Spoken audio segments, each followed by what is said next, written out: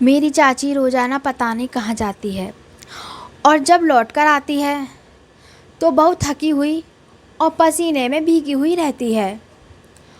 उनके पास चलने की भी दम नहीं होता है। वह बस आते ही पंखे के नीचे खड़ी हो जाती है और पानी पीती है, फिर नहाने के लिए चली जाती है। नमस्कार दोस्तों, मेरा नाम है रितु चौहान। मैं अपने चाचा और चाची के साथ उनके घर पर ही रहती हूँ, क्योंकि उनकी भी औलाद नहीं है। इसलिए मेरे माता पिता ने मुझे इन दोनों की देखभाल के लिए मुझे यहाँ पर छोड़ दिया है। मैं यहाँ रहती हूँ और घर का सारा काम कर दिया करती हूँ। चाचा सुबह ऑफिस से चले जाते हैं और घर का जितना भी काम होता है, सामान लाना, सब्जी लाना, वह सब काम मैं कर देती हूँ, जिससे चाचा चाची को बड़ा आराम होता है। मेरे चाचा और चाची की शादी के 10 साल हो गए हैं, लेकिन फिर भी उनके कोई बच्चा नहीं हुआ। इसीलिए चाचा रोज़ रात को चाची को बहुत बुरा भला कहते हैं और उनके ऊपर चिल्लाते हैं। मेरी चाची यह सुनकर बहुत रोती है। हर रात को दोनों के बीच बहुत लड़ाई झगड़ा होता है।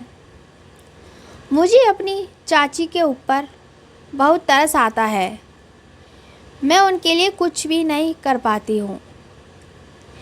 एक दिन मैंने देखा, चाचा जैसे ही ऑफिस चले गए, चाची तैयार होकर कहीं जाने लगी और मुझसे कहा कि रितु, दरवाज़ा बंद कर लो, मुझे आने में थोड़ी देर होगी। और जब बहुत देर बाद चाची आई तो वे बहुत थकी हुई थी और पसीने से लथपथ थी और ठीक से चल भी नहीं पा रही थी। मैंने उनसे बहुत पूछा कि क्या हुआ चाची, लेकिन उन्होंने मुझे बताने से इनकार कर दिया। वह अपने कमरे में चली गई। एक दिन होता तो ठीक था, लेकिन यह कहानी तो हर दिन की हो गई थी। चाचा के जाते ही चाची चली जाती थी।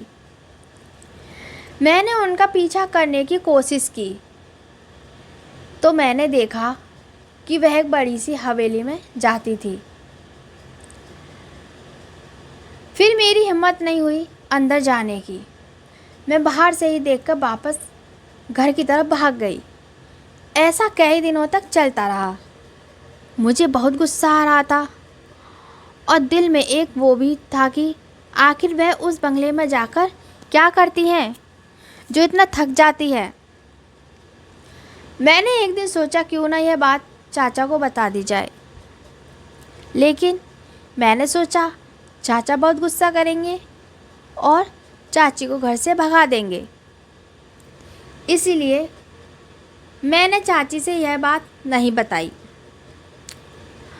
और अगले दिन मैंने चाची का पीछा किया और सोचा कि आज तो मैं यह पता करके ही रहूँगी कि आखिर चाची उस हवेली में जाकर आखिर करती क्या है। फिर मैं उनका पीछा करते करते वहाँ पहुँच गई। वह अंदर गई और अंदर से दरवाज़ा बंद कर लिया। फिर मैं उस हवेली के पीछे गई और वहाँ पर खिड़की से अंदर देखा तो मेरे होश उड़ गए।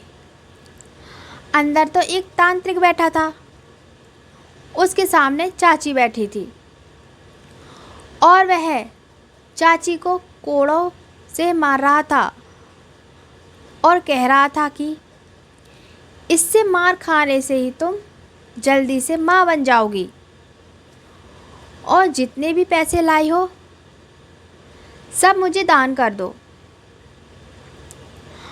उसकी यह सब बातें सुनकर मैं तुरंत ही अपने मम्मी पापा के घर गई और उनको यह सब बातें बताई।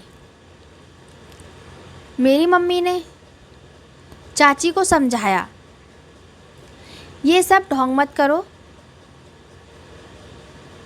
तुमको हम लोग एक अच्छे से डॉक्टर को दिखाएंगे। फिर मेरी मम्मी ने मेरी चाचा और चाची को ले जाकर एक बढ़िया डॉक्टर को दिखाया।